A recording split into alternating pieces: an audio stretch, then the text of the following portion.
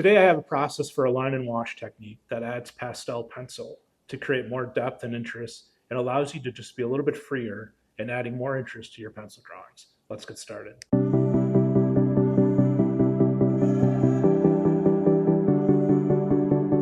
Hi, thanks for stopping by today. My name is David.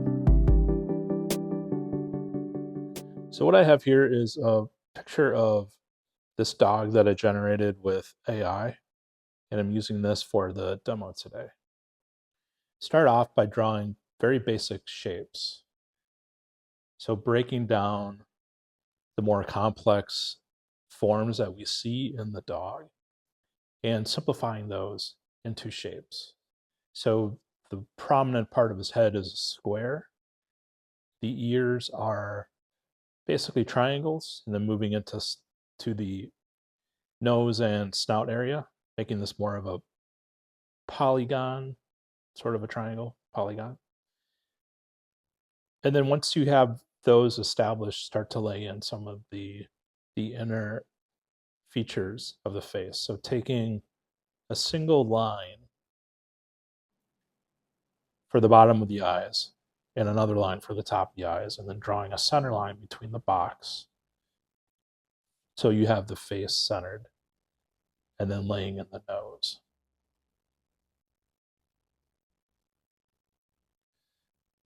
And then once you have those shapes established, you can start to draw the first flush of the outline of the dog. And these are basically the contour lines. And using a softer lead pencil here so that they come down darker.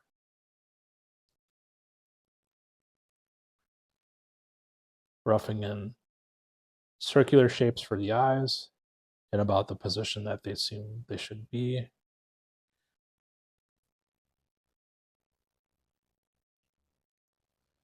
And then using that main center line to get the nose and the snout area into balance on the face, and roughing in some of the details of the mouth. And then continuing to build this contour line as we go.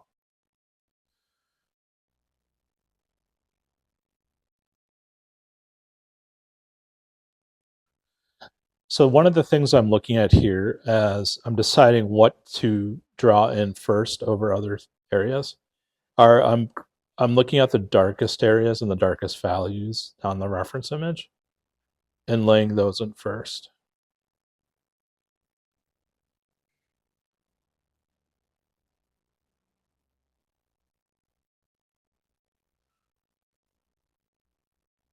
Getting into more of the detail here now on the mouth and the snout and nose area. So you can see how pretty quickly you start to get the features of this dog down in just a couple of minutes by going from shapes to the rough contours.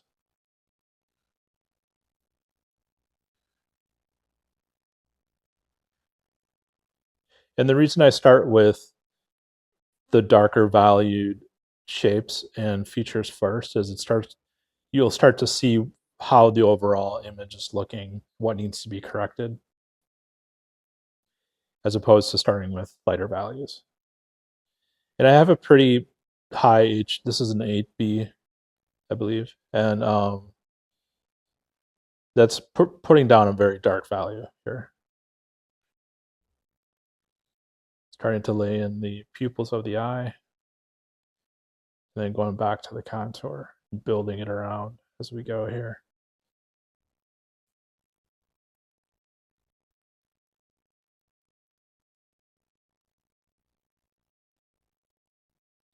So as I'm making these marks for the contour, I'm keeping in mind how the line's going to look in the finished drawing and what lines I want to come through and which ones I don't. So keeping in mind sort of the artistry of the line and how that's going to play in the overall picture. So I noticed here there was some problem with the size of the eye and where it was. So just going back and redoing that.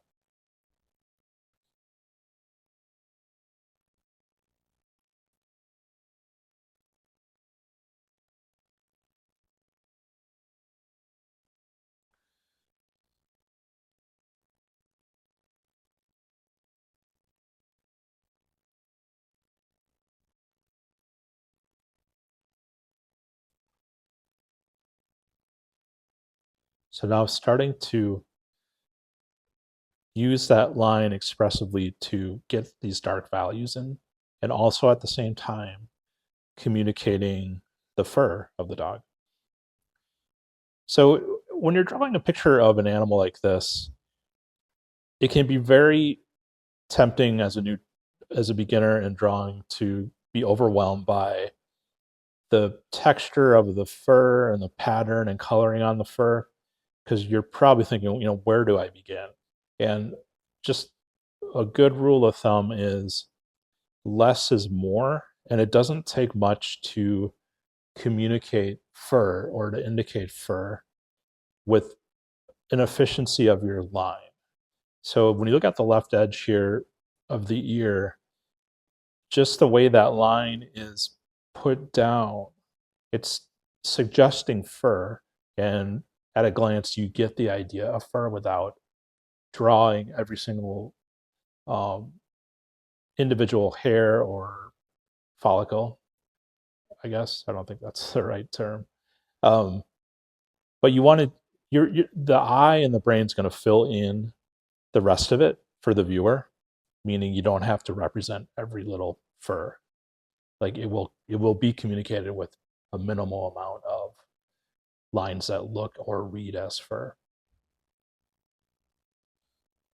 And another reason I go for the eyes first is you start to get a sense of the personality of the subject matter. So how this dog is reading, like, do I feel like his personality, I don't know that it's a he, sorry, just assuming that, uh, is the personality of the dog starting to come through? The eyes are kind of that gateway. So even if it's not the personality that I think would be in that dog, is there some kind of emotion or feel coming from the eyes? So I guess I just like to go for that right away because it's kind of the fun part of the drawing. So now laying in those darker values again, now same idea here with the nose, getting to the darkest darks first.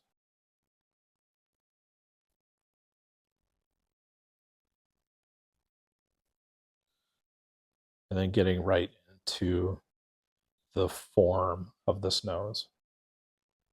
So via the shading, laying down heavy pressure to get the darkest dark, and then easing up a little bit to get to the more highlighted parts of the nose that are getting light reflected onto them.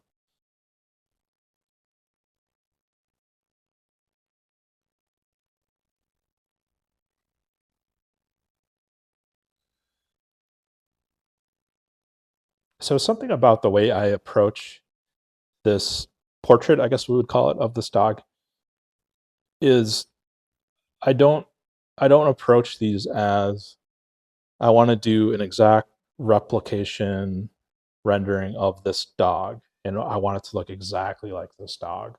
That's really not my style. I'm more concerned about the artistry of the finished piece, meaning letting the lines of the pencil and the wash and the pastel that we're going to get to in a couple of minutes come through and just feel that it all cohesively is kind of beautiful together. Like the marks of the medium I'm using is what I want to have communicated more than, oh, that looks exactly like, if this was a pet owner and it was their dog.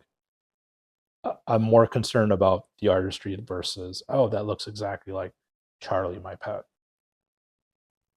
And that's obviously a choice you as an artist have to decide on what you're trying to achieve out of what you're creating.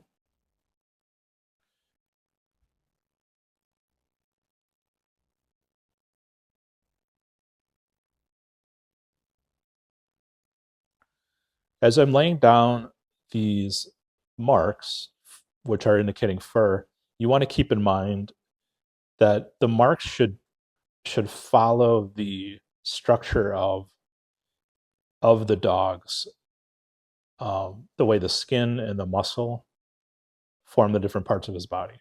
So have the fur follow, or excuse me, have the marks follow the way the fur would go down. So obviously not everything's in one direction.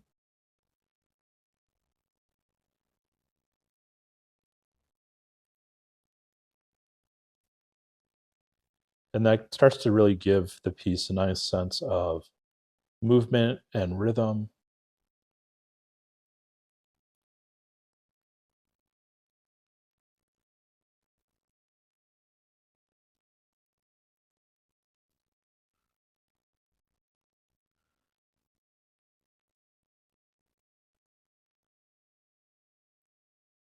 Starting to give some structure now to the eyeball. So again, putting down the heaviest pressure around the edges and then lightening up to get that rounded feel. And you can use your kneaded eraser here to pull out and erase some of the graphite so you get the highlights coming through.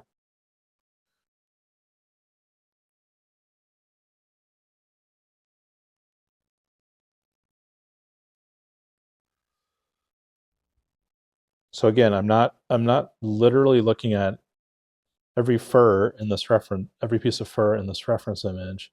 I'm glancing and getting a feel for what the fur is doing in that area and then communicating that via the marks on the paper. Is how does that feel at a glance? How is that fur reading in that area? Like what direction is it going overall?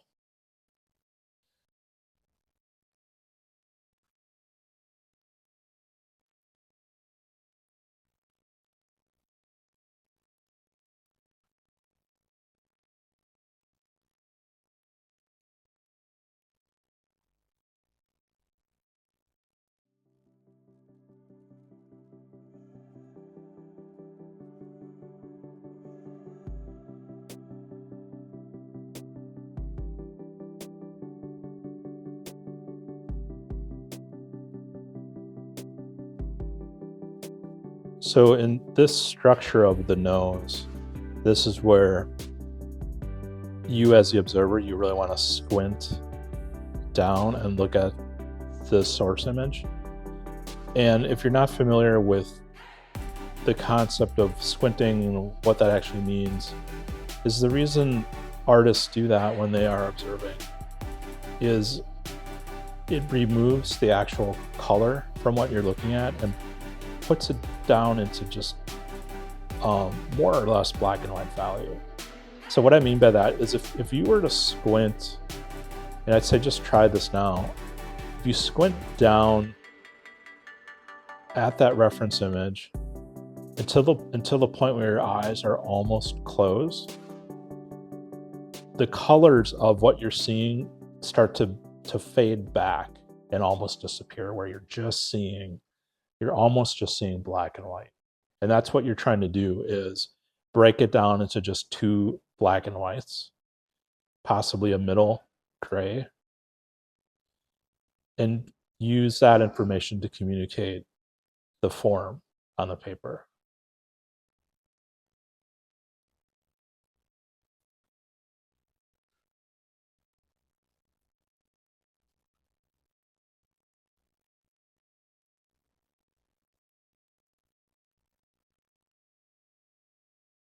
So just each pass here now with the pencil is just layering, you're layering on top of layer,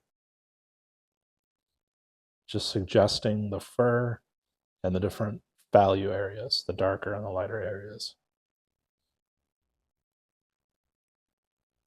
Just keeping in mind the rhythm of these lines, how they move about the page.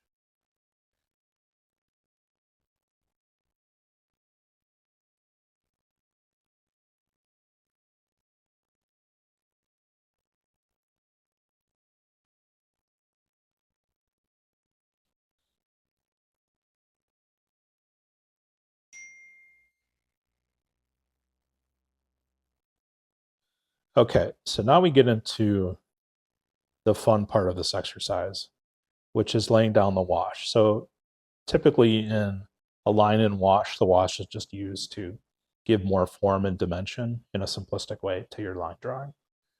And I kind of like to take that a step further with the pastel layer. And there's a couple of reasons for that. I think it just has more interest. And then it also is kind of very forgiving. The pastel is forgiving of your watercolor sins, is what I would say. Um, Watercolor is a very tricky medium. And I like to just really let go with the watercolor. You have to sort of let it do its own thing. And I'm pretty bold with my choices here. So as you'll see, I'm putting down a Payne's gray and essentially a warmer orange or a burnt umber. And those are basically the two colors. And then kind of let them just mix on the page.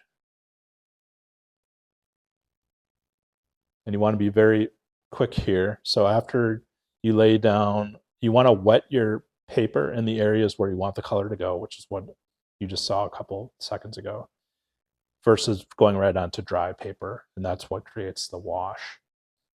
And it'll allow the paint to flow across the paper. And then now I'm going in with my dark value, just into rough areas of the image where there is darker value. And I know this can be pretty intimidating because you're going to feel like I'm ruining my pencil drawing, but the watercolor will dry softer and lighter. And now I'm letting it run, just tilting it at an angle. And this is just because I like to have fun with it and see what happens. You know, the wash and the line just becoming kind of its own visually interesting art element. I mean, obviously, this does not look like the source image anymore, but that's okay. That's not what I'm going for. So, really kind of liking this.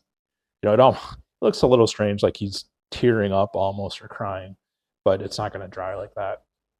And the next step you see here, I'm going to blotter out some of the areas that have a heavy amount of pigment on them. Okay, so you tilt it until you're happy with the way it's run. Now I just take a piece of paper towel and blot out some of the more heavy areas of the watercolor paint. The areas where I know it's a little bit too intense. And this is obviously going to be very subjective in how you decide what to remove. And that's it. Then you want to leave it. You don't want to keep going into this and messing around because it's going to create effects that are not visually pleasing.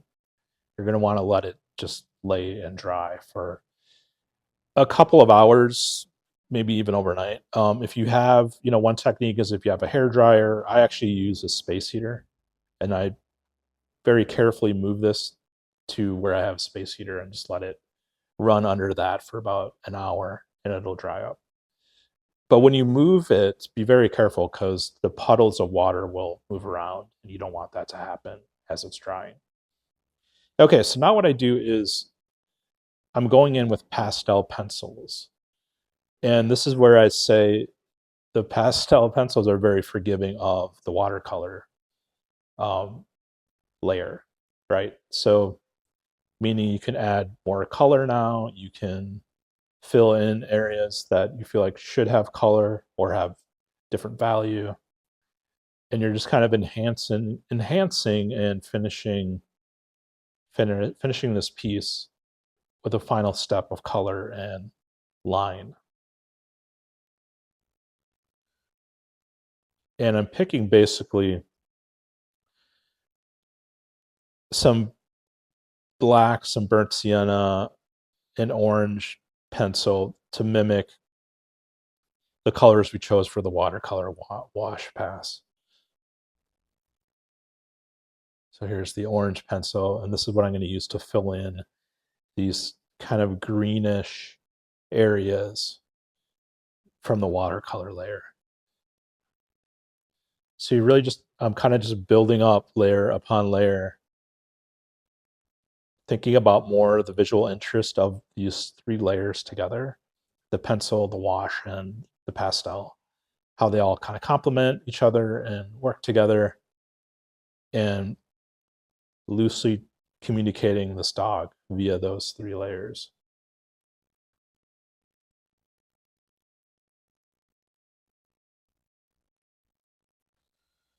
So something to keep in mind with these pastel pencils in this technique that I'm doing is you can't overwork the pastel pencils. So each area where you see I'm laying down the pastel pencil, if I were to go back into that area again with another pastel pencil, it doesn't take to the paper because the tooth is, this is not a very heavy pound paper.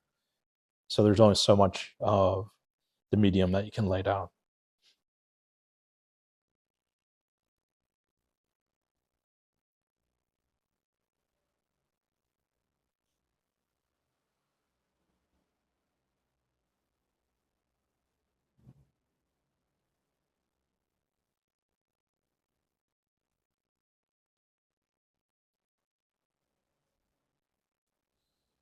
So using the orange and this brown pencil to bring in the overall um, colors of this dog's fur.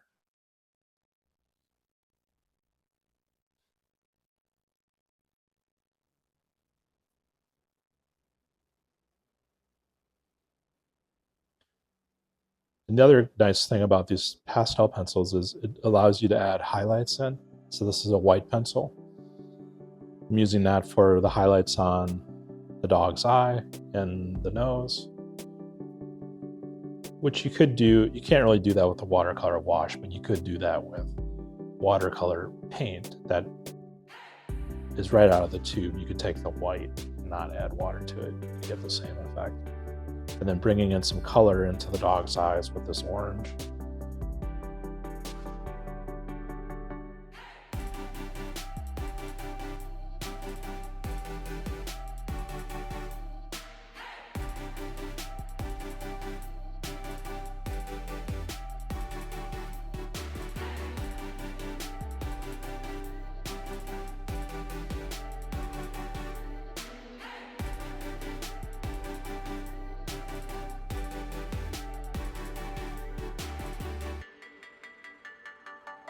So I think what's really fascinating to me, at least about this technique, is it teaches you how not to overwork a piece.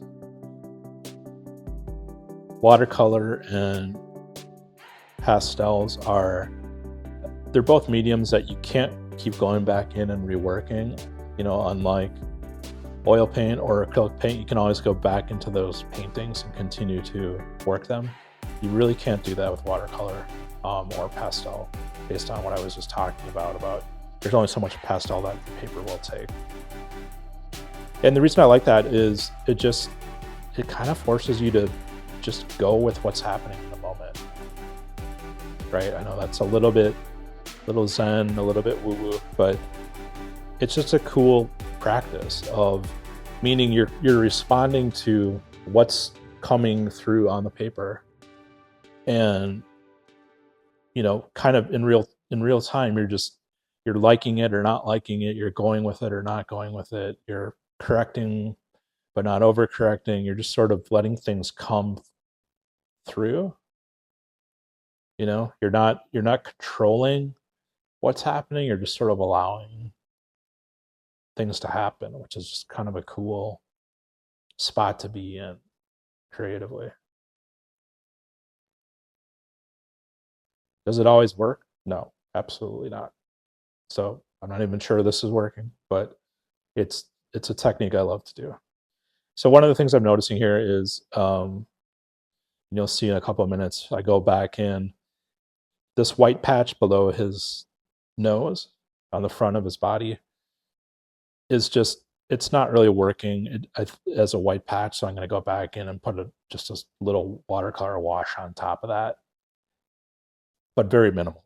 So I know I know I just talked about you can't go back into it, but on a very minimal level, just that spot, I'm putting color down because there was no watercolor there before, so it's not going to activate the other places where there is watercolor on the paper.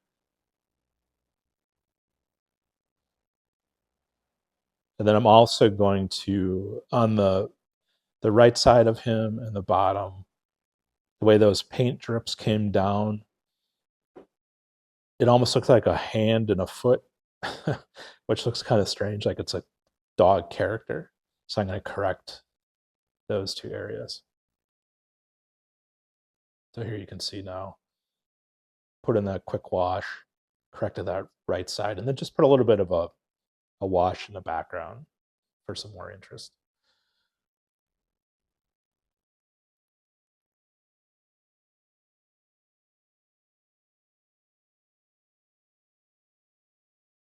Hope you found that a little bit inspiring and gave you some new ideas about how to approach line and wash. Thanks so much for watching. I'll see you next time. Bye bye.